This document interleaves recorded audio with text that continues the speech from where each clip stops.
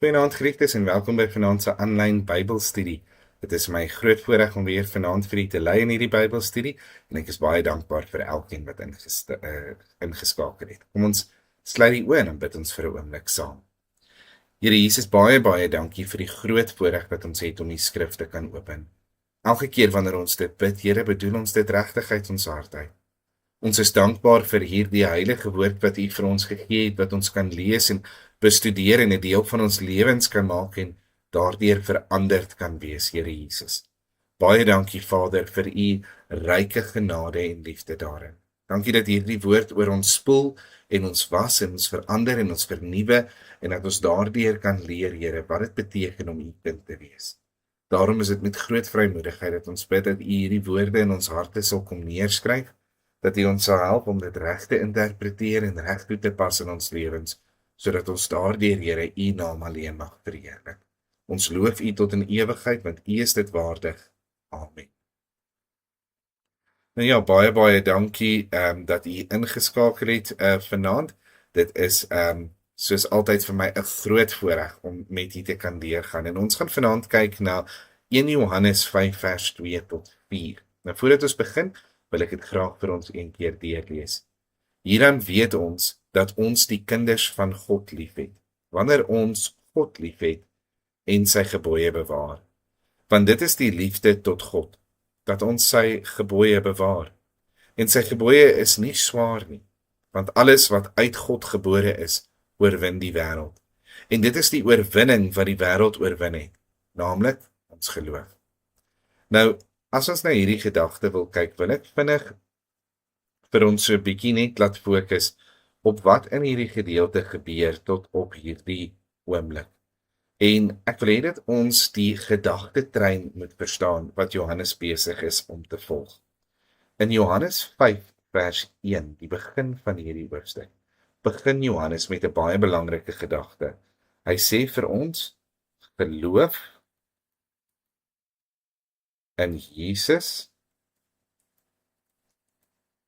lei tot wedergeboorte. Dis 'n baie belangrike en 'n baie diep waarheid wat ons daar moet hê. Ons was dood deur die misdade van die vlees, ons was dood deur die sonde, maar deur ons geloof in die Here Jesus Christus het hy ons kom lewend maak. Dit is 'n werk van God, dit is genade van God, maar ons word werklik lewend gemaak in die wedergeboorte. Dis 'n baie belangrike waarheid. Die volgende wat hy dan sê is hierdie wedergeboorte. En dis nog steeds daar in vers 1. Hierdie wedergeboorte lei dan tot 'n lewe waar ons liefde vir God het, maar ook liefde het vir die, en dan gebruik hy 'n interessante term, wat uit God gebore is.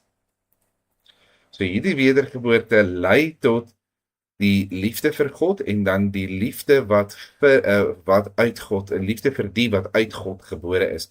En dit weet ons natuurlik is die ander Christene, nê, die kinders van die Here. So hy praat van goddelike liefde en dan daai broederlike liefde, nê. Amper die Here Jesus wat die hele wet en die geloof saamvat deur te sê, jy moet die Here jou God lief hê met jou hele hart, met jou hele siel, met al jou krag en verstand, en die tweede wat hiermee gelyk staan is, jy moet jou naaste lief hê soos jouself. Nou, in die gedeeltes waarna ons vandag gekyk, gaan hy dan nou verder met hierdie gedagtes. En hy sê vir ons, laat ek net hierdie 'n bietjie opskuif, so ons die volgende gedagtes ook kry. Sê die size, kyk asof ons hulle so 'n bietjie kan skuif daar. Goed, en hy sê vir ons, goed, as dit dan nou die waarheid is, dan is daar nog goetertjies wat ons moet sê, en hy kom sê hierso vir ons, die liefde wat ons het vir die broeders, word uitgedien wanneer ons die gebooie bewaar.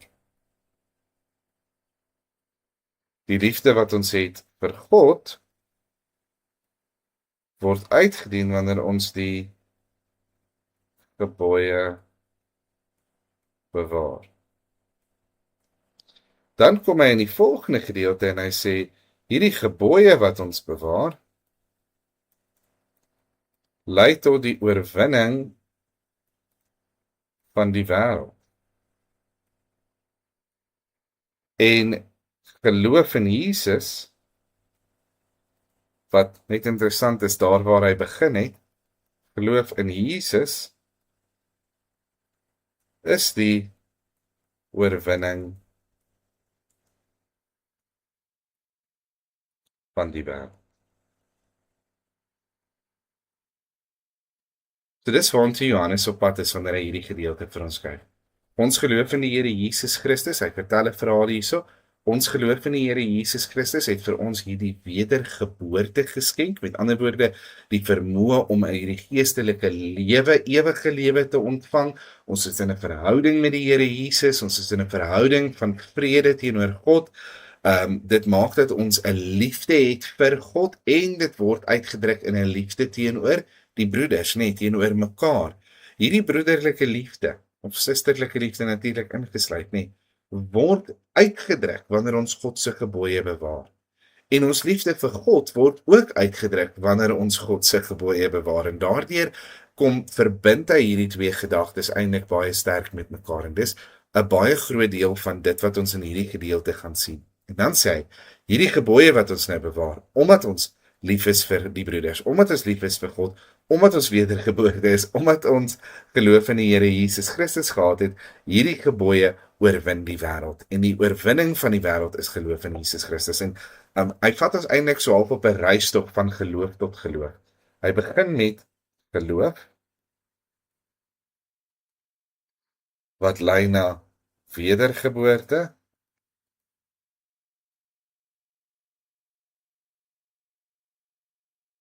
wat lei na liefde, wat lei na gebooie, wat lei na oorwinning,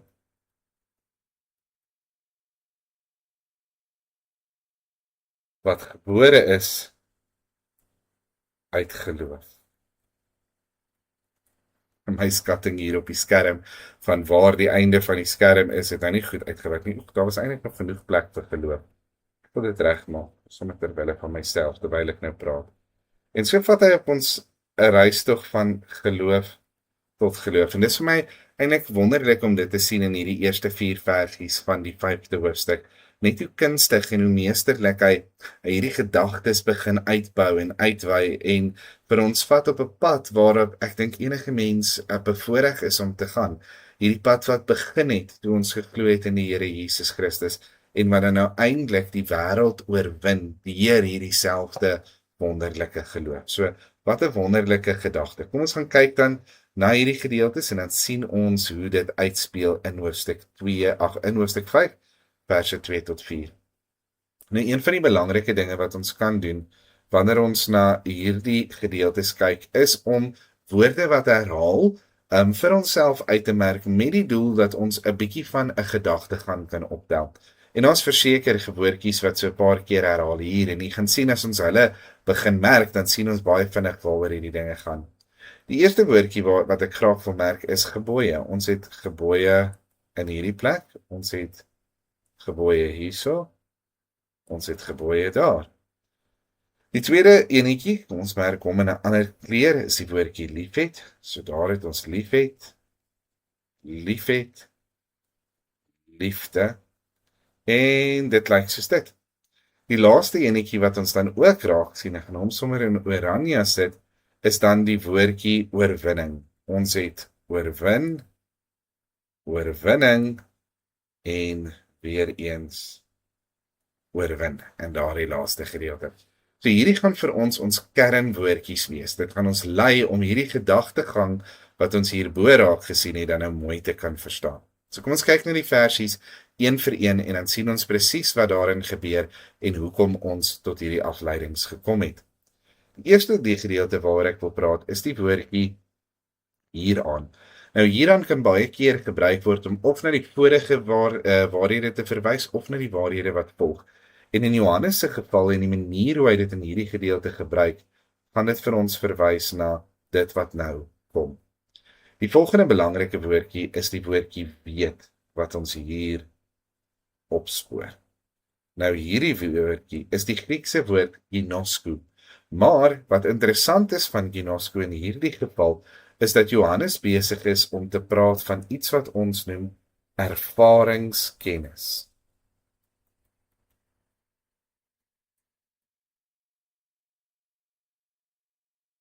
Ervaringskennis. Nou ervaringskennis is iets wat 'n mens net kan doen deur te leer, deur dit te ervaar, deur dit deur te maak. En dit is gewoonlik nogal groot goed in die lewe wat deur ervaringskennis geleer moet word.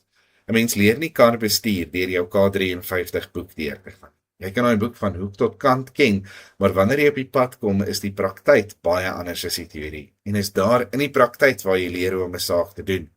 Ek kan glo dat dit met 'n dokter dieselfde is. Hy kan bladsy vir bladsy van al die mediese boeke bestudeer, maar dis eers wanneer hy in die operasiekamer is dat daardie praksis vir hom dan nou gaan die kennis en die insig en die vaardigheid gee wat hy nodig het.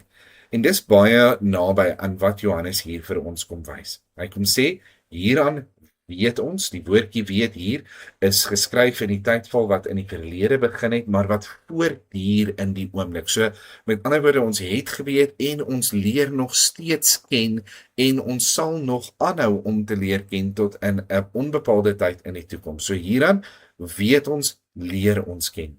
Kom ons kyk wat leer ons. Wel, hy sê hieraan weet ons dat ons die kinders van God liefhet. So hierin is daar hierdie herhaalde, aanhoudende besef dat ons die kinders van God liefhet. Nou dis vir my interessant om op te merk dat Johannes hier praat van kinders van God en nie na die broeders soos wat hy dit in die verlede na verwys het of na ons soos wat hy in die verlede verwys het nie. En met die woordjie kinders verbind hy hierdie versie. Hierdie dingetjie maak so en dis baie aklig, daar kom hy reg. Wanneer hy hierdie woordjie kinders gebruik, verbind hy dit met die gedagte wat ons in die vorige vers gesien het, die gedagte van wedergeboorte. So die kinders van God in hierdie gedeelte is die produk van wedergeboorte. Die produk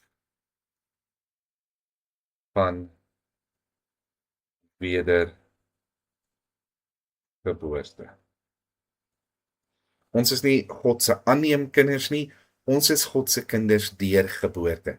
Nie die geboorte van die vleeslike liggaam nie, maar die geboorte van ons gees met die wedergeboorte. Nou sê, hieraan weet ons dat ons die kinders van God liefhet. En nou moet 'n mens dadelik amper sê, maar wat gaan hier aan? Johannes is besig om hier van twee identiteite te praat asof hulle twee verskillende wesens is. Hy het in die eerste plek die ons, waarna hy hierso verwys, ons weet dat ons die kinders van God liefhet, en dan het hy natuurlik die kinders van God. Die kinders van God weet ons, uit hoofstuk 5 vers 1 verwys baie sterk na die produk van wedergeboorte. Maar wie is die ons dan? En met die ons verwys hy natuurlik na homself.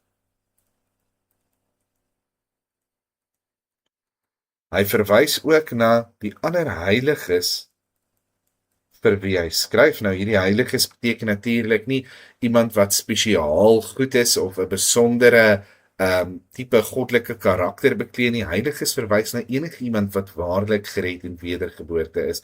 En daarom is hierdie ons eintlik 'n verwysing ook na kinders van God. So wat is Johannes besig om te sê?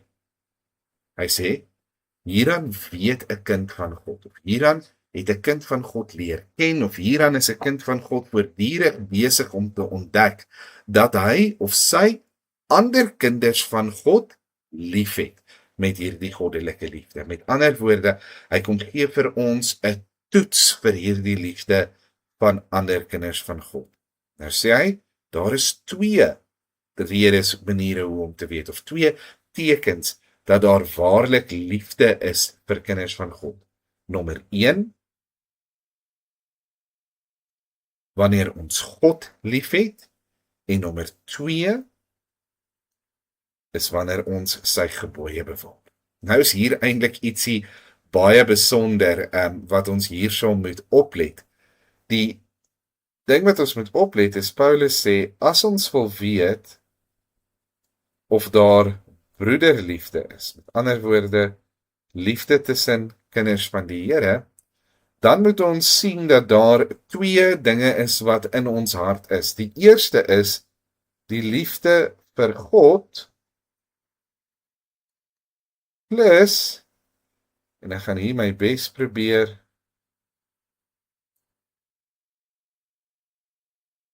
om 'n boekrol te teken.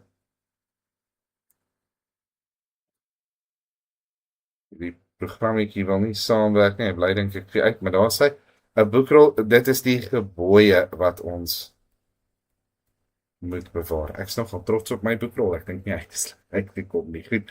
So, as ons liefde vir God het en ons bewaar sy gebooie, dan is dit 'n uitdrukking of 'n bewys dat ons kinders van God liefhet. Nou, dis maklik om so te lees en te verstaan, maar wat beteken dit in die praktyk? En in die praktyk openbaar dit eintlik vir my iets baie wonderlik en openbaar vir my iets wat eintlik vir my baie mooi is. En dit sê vir my, wanneer ek regtig die Here liefhet, dan sal ek daardie liefde uitleef teenoor ander kinders van die Here. Jy kan nie werklik vir God lief wees en niks voel vir jou ander broeders en susters in die Here Jesus Christus. 'n Mens kan nie 'n ware verhouding hê met die bron van lewe en die bron van liefde, maar jy sit met haat en nyd en verwyte teenoor ander kinders van die Here nie.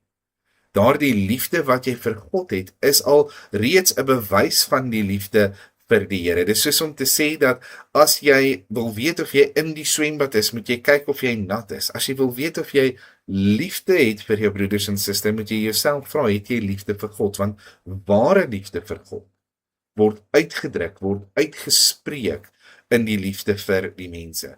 Liefde vir God is soos 'n vlam en liefde vir kinders van die Here is soos die hitte van daardie vlam. Hulle gaan eenvoudig saam met mekaar. Die tweede gedagte hier is net so spesiaal, dat ons sy gebooie moet bewaar. En nou wil ek baie mooi vra dat ons hier moet oplet, maar die gebooie wat ons hier moet bewaar, is baie ander taal as wanneer hy byvoorbeeld sou sê, om die wet te onderhou. En ek gaan nou net so skryf, wet onderhou, en dan gaan ek 'n streepie deur dit trek, en hoop hy veer dit nie uit nie, daar sê, 'n wet onderhou, want dit is nie die onderhouding van die wet nie.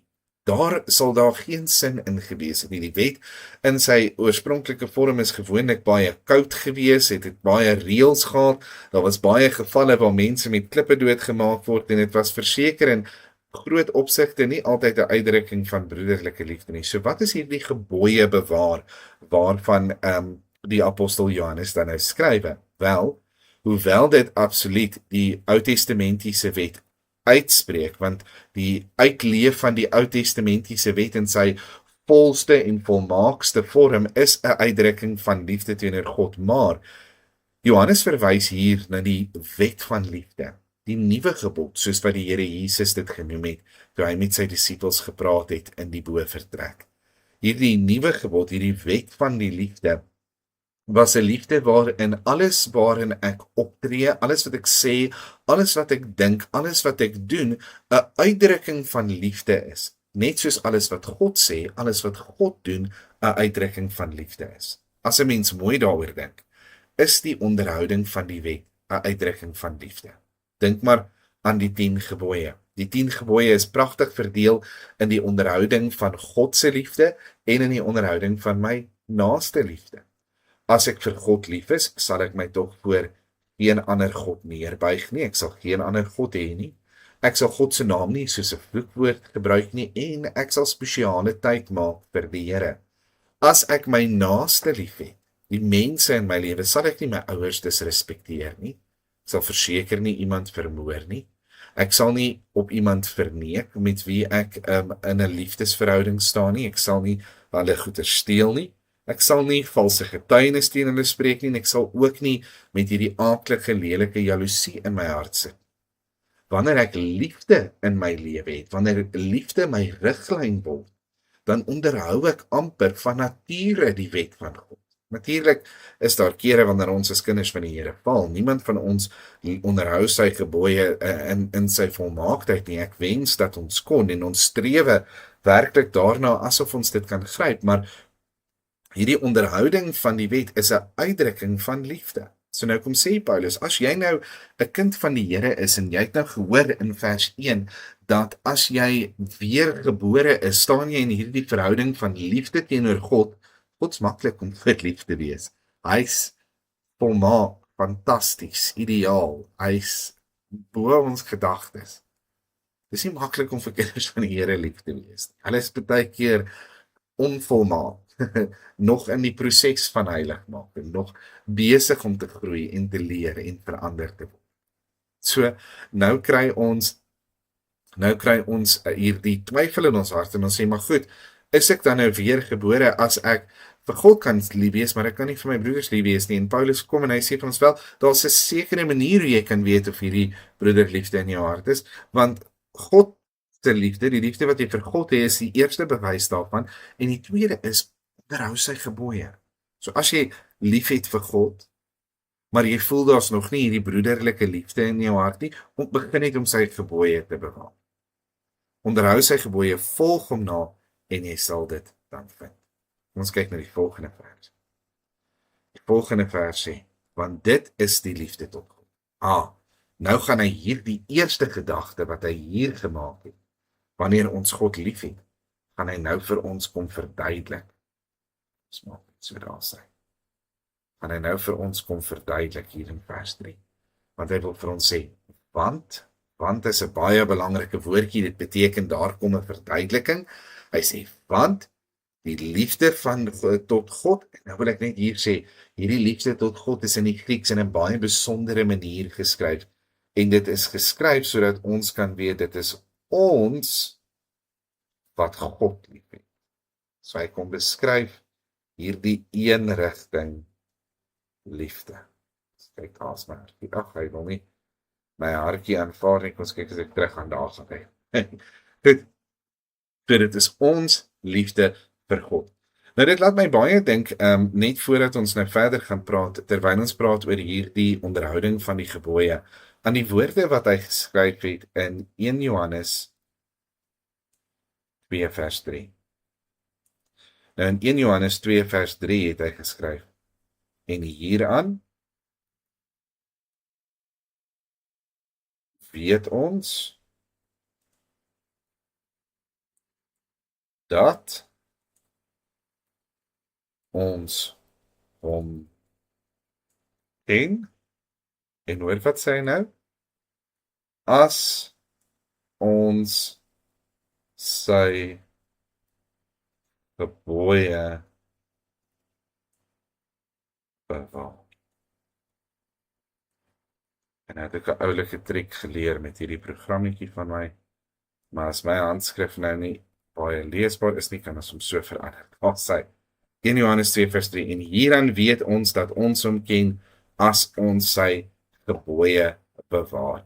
Ag, en daar is nog 'n klomp sulke voorbeelde, Johannes 14 vers 15 waar die Here Jesus sê, as julle my liefhet, bewaar my gebooie. En dan natuurlik 2 Johannes 6 waar hy skryf, en dit is die liefde dat ons wandel volgens sy gebooie. Dit is die gebod wat julle van die begin af gehoor het, en dat julle daarin moet wandel. So met ander woorde, hierdie gedagte is nie 'n nuwe gedagte van Paulus nie, maar hy kom en hy herhaal dit vir ons 'n klomp keer in die skrif. As ons hom wil ken, en in hierdie gedeelte wat nou gevolg het, as ken, in hierdie gedeelte wat nou volg, as ons wil weet of ons hom lief het, albei word uitgedruk in die bewaring van die gebooie, dat ons sy gebooie bewaar. Nou natuurlik, hiereens wil ek net weer eens sê, hierdie gebooie bewaar is eenvoudig om te leef soos die Here Jesus. en dan wil ek byskryf, alles gedoen in, deur en uit, gits, daar verloor ek my hele prentjie, ek moet kyk of ek hom kan terugkry, alles gedoen in, deur en uit liefde. Die duiwel hou my nie daarvan, as ek hierdie lessies aanbied. Goed, sodat ons sy gebooie bewaar. En nou kom sê hy ietsie hier baie interessant, en hy kom sê, sy gebooie is nie swaar nie. Nou die woord wat hy hierso gebruik, is die woord wat hulle gebruik het vir 'n vraag. Dit is die woord wat hulle gebruik het vir 'n las. Nou, dis baie interessant, want dit verwys nie in hierdie gedeelte noodwendig na dit wat swaar of moeisaam is nie, maar hy verwys eerder na dit wat opgelê is. Met ander woorde, dit wat aan jou gegee is om te dra, is nie swaar nie. En wanneer 'n mens dit lees, dan dink 'n mens dadelik dat dit nie noodwendig soos die waarheid voel nie, nee. Dit wat ons baie keer in die Here Jesus moet onderhou, is partykeer swaar. Dis moeilik vir ons om te dra. Dis nie altyd 'n maklike taak om 'n kind van die Here te wees nie. My vroukie is baie lief daarvoor om te sê, "Ai, dis vandag nie weer lekker om 'n kind van die Here te wees nie, want die eie ek wil so graag uitkom, daai ego wil so graag veg." En dan moet ons erken en oorgee en aan die Here oorgee en sê, maar dit is nie hoe 'n kind van die Here moet optree nie. En ons moet die ander wang draai, ons moet die ekstra myl loop, ons moet 7x7 keer vergewe, ons moet aanhou om lief te hê, ons moet aanhou om soos die Here Jesus te wees wat aan daardie kruis gehang het en nog steeds geroep het, Vader, vergeef hulle, want hulle weet nie wat hulle doen nie. En hierdie dinge kan partykeer swaar dinge wees. Hoe vergewe ek as kind van die Here wanneer iemand dan werklik sleg teenoor my opgetree het? Is dit nie 'n swaar ding nie? Is dit nie 'n moeilike las nie? Hoe leef ek en ek draai die ander wang as iemand konstant teenoor my optree en my slaan en my seermaak en my kap met hulle tonge? Hoe is ek altyd die een wat die pad van die Here volg? Dis 'n moeilike pad partykeer om te loop, en ek dink ons mag dit aan mekaar erken. Dit wat die Here van ons verwag is om 'n konstante stryd te wees teen die natuur van die sonde, teen hierdie natuur wat roep na selfverheerliking, na selfverhoging toe.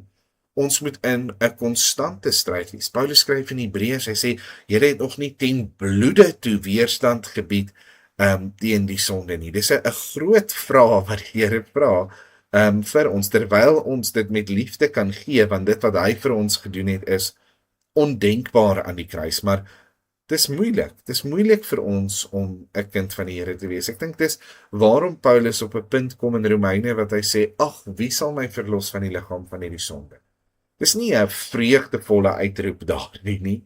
Dis 'n ontdekking van hierdie innerlike stryd tussen dit wat ek wil hê die Here in my lewe wil hê, en dit wat ek dan nou nog uit die sonde in my lewe wil hê, die goeie wat ek wil doen en nie by uitkom nie, en die slegte wat ek nie wil doen nie, maar oor en oor kry ek dit weer in my lewe. Dis 'n swaar las om te dra.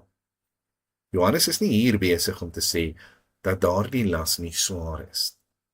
Hy's nie hier besig om dit te sê nie, maar wat hy hier besig is om te sê, kan ek net in 'n uitdrukking uitdruk wat ek al gehoor het in die wêreld, en die uitdrukking sê, as jy lief is vir jou werk, sal jy nie 'n dag lank in jou lewe werk nie.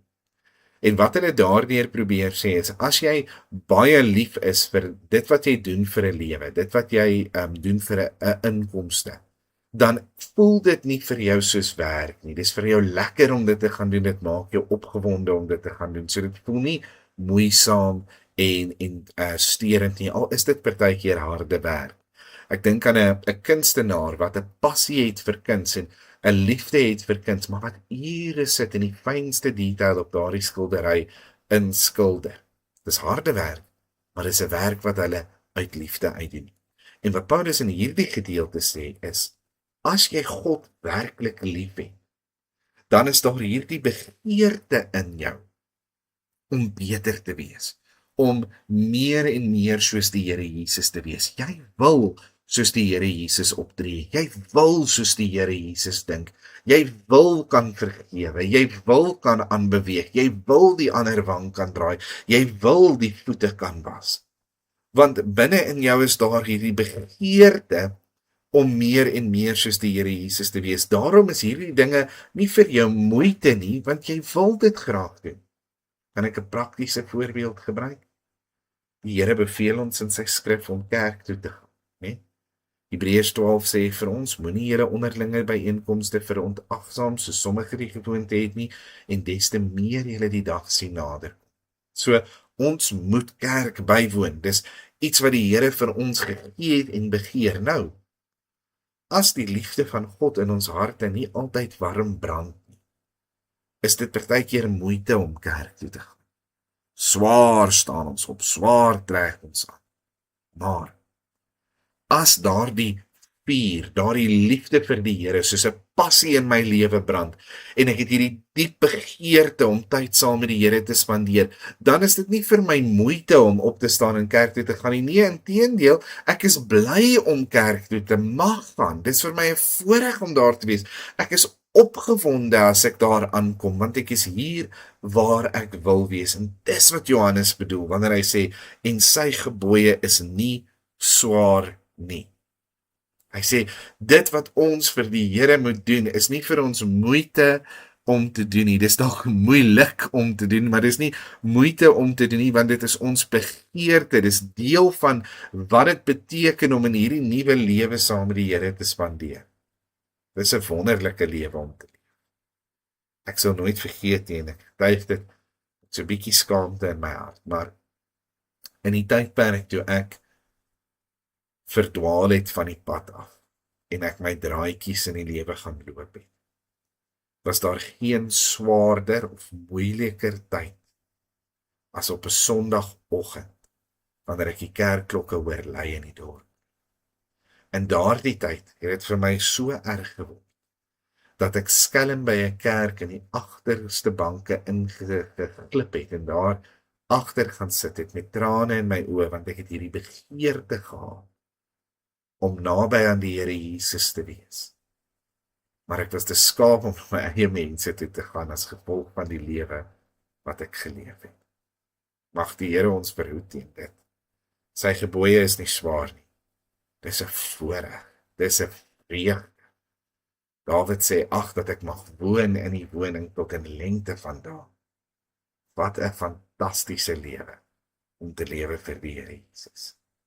En nou mag jy vra, hoe weet ek dit? Want dit klink dan asof die versie dalk nie net dit sê nie.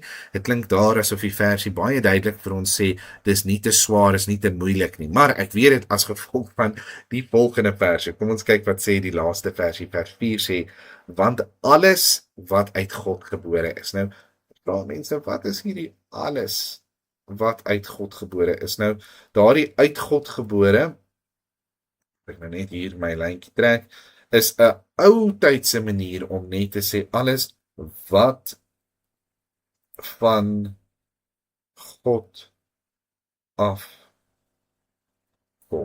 Alles wat van God afkom. Vir hierdie alles wat van God afkom in die onmiddellike konteks is die gebooie waarvan hy nou voorheen gepraat het. Met ander woorde, hierdie gebooie wat hy nou net vir ons beskryf het, wat nie te swaar is nie, die gebooie wat ons bewaar as ons die Here liefhet, hierdie gebooie wat van God afkom, doen wat? Wel, dit oorwin die wêreld. Nou die wêreld hier natuurlik verwys na die versamelnaam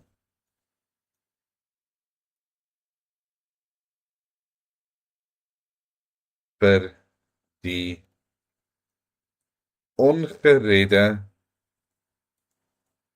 mensdom, sonde en magte wat teen God is en optree. Dit is 'n verstaansnaam vir die ongeredde mensdom, sonde en magte wat teen God optree. So nou sê hy, alles wat uit God uitkom, hierdie gebooie wat ons nou moet bewaar, dit oorwin die wêreld. Nou moet ons in Johannes se gedagtes begin dink soos wat hy dink. Onthou, hierdie wêreld waarvan hy praat is die sonde, dit wat ons verder wegvat van God af. Dit is die ongeredde mense wat in die kerk ingekom het en die kerk in hierdie rep en roer geplaas het. Dit is die aakligheid, dit is die siekte, dit is die sleg, dit is die hartseer, dit is die moord en die dood en alles wat ons pla. Dit is hierdie sonde wat ons partykeer vashou en hierdie sonde wat ons partykeer in 'n slegte posisie plaas. Nou hierdie dinge, sê hy, ons oorwin deur God se gebooie te onderhou hierdie slegte dinge. Nou kan ek dit baie prakties maak. Baie prakties beteken dit eenvoudig. Sonde lei sonde lei altyd tot slegte, negatiewe dinge in my lewe. Kom ons maak 'n algemene voorbeeld, en dit is net 'n voorbeeld. Maar kom ons sê ek hou daarvan om te skinder. En ek vertel hier 'n storie, en ek vertel daar 'n storie, en ek vertel daar 'n storie, en kort voor lank is ek bekend in die dorp as iemand wat baie daarvan hou om skinderstories te vertel. En binnekort kom ek agter, maar baie van die mense wat hulle vertroue in my geplaas het, plaas nou nie meer hulle vertroue in my. Hulle deel nou nie meer goeders met my. En ek word uitgestoot uit my vriendekringe uit, en naderhand is ek baie eensaam. Nou help dit nie, ek is kwaad vir die wêreld en vir die mense rondom my, omdat ek nou eensaam is en niemand my meer iets wil sê, of my meer met waarhede wil vertrou, of enigiets meer as oppervlakkig met my wil bespreek nie, want dit is my eie kinderstories wat my in hierdie posisie geplaas het. Hoe oorwin 'n mens dit wat hierdie sonde dan nou gedoen het? Hierdie sonde het my nou so seer gemaak, hoe oorwin ek dit? Wel, deur God se gebooie te bewaar. Deur nooit 'n slegte woord te sê nie, maar goeie woorde te sê. Deur wanneer ek in 'n situasie is, wanneer ek versoek word om te skinder, te sê, maar ek weerstaan hierdie versoeking, en ek, omdat ek 'n kind van die Here is, wil soos die Here Jesus lewe, ek wil in liefde optree, ek wil nie ander mense in hierdie slegte posisie plaas nie, en daarom gaan ek nie in hierdie skinder betrokke raak nie, en dan het daardie mag, daardie houvas wat die sonde op my gehad het, ewe skielik geen meer krag nie. En die sonde word oorwin, die wêreld se houvas op my word oorwin. Natuurlik verwys dit ook na die totale oorwinning, die oorwinning van die oorlog, nie net van die klein geveg nie, nee. Wanneer ons eendag saam met die Here Jesus sal regeer soos konings, wanneer ons saam met hom in heerlikheid in sy troonkamer sal leef, wanneer ons daar by die Here sal wees van ewigheid tot in ewigheid, verwys natuurlik daarna. Die Here Jesus, baie bekend daarvoor dat hy geskryf het in Johannes 16 vers 33, dit het ek vir julle gesê, dat julle in my vrede kan hê, in die wêreld sal julle verdrukking hê, daar sal probleme kom, daar sal hierdie versoekings en uitdagings kom, en dan sê hy, maar hou goeie moed, ek het die wêreld oorwin. Die oorwinning behoort klaar aan die Here Jesus. Dit is klaar die Here Jesus wat gaan kom op die wolke. Die wêreld, die regering, die politiek, die rand en sent kan alles doen wat hulle wil, maar op die ou einde van die dag, maak nie saak wat op aarde gebeur nie, al moor hulle ons almal vandag in een groot oorlog, ons sal eendag by die troon van die Here Jesus staan as oorwinnaars. In Openbaring 2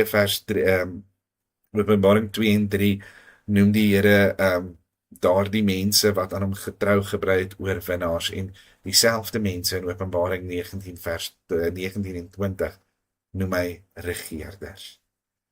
Die laaste frase hierso sê, en dit is die oorwinning wat die wêreld oorwin het. En nou kom sê vir ons, maar wat het hierdie oorwinning oorwin?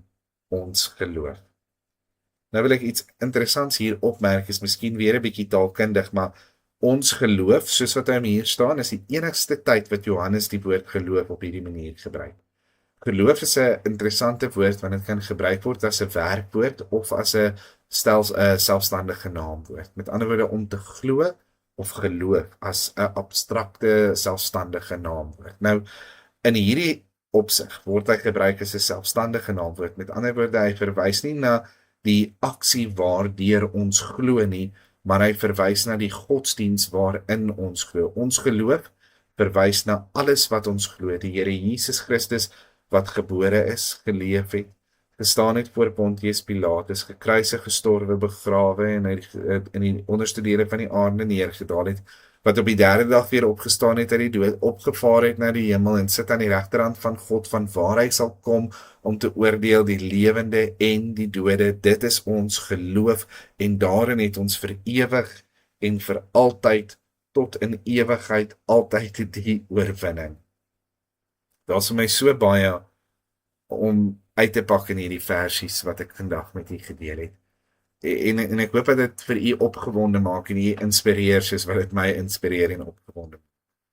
Maar wanneer ek hierdie versies lees, dan se ek opnuut geïnspireer om my liefde vir God uit te druk in broederliefde en in die onderhouding van sy gebooie. Ek wil vir die Here wys, ek is lief vir hom.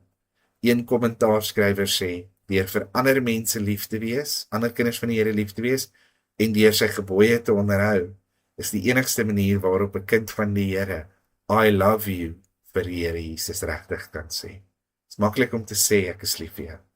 Dit is baie beter om dit te wys, en dis hoe ons dit wys. Mag ons dit wys vir die Here. Mag ons vir hom wys hoe lief ons vir hom het. En dan natuurlik hierdie gebooie wat nie swaar is nie, wat ons opgewonde moet maak. Wat my weer inspireer om sy gebooie te soek in my lewe, met nuwe krag en met nuwe vuur, te sê, Here, maar maak dit deel van wie ek is. Hierdie gebooie, weet ek, sal vir my die oorwinning gee, beide nou in my lewe, maar ook uiteindelik eendag. En dit gee vir my hierdie gemoedsrus dat niks op hierdie aarde maak regtig saak nie.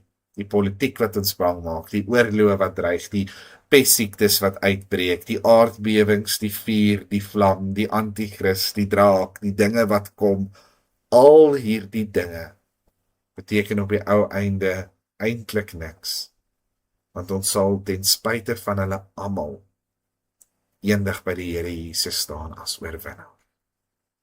Prys die Here, hy het oorwin. Kom ons bid saam. Here Jesus, ek dink vanaand wil ek net daardie laaste gedagte oor en oor uitdruk. Prys die Here, want hy het oorwin.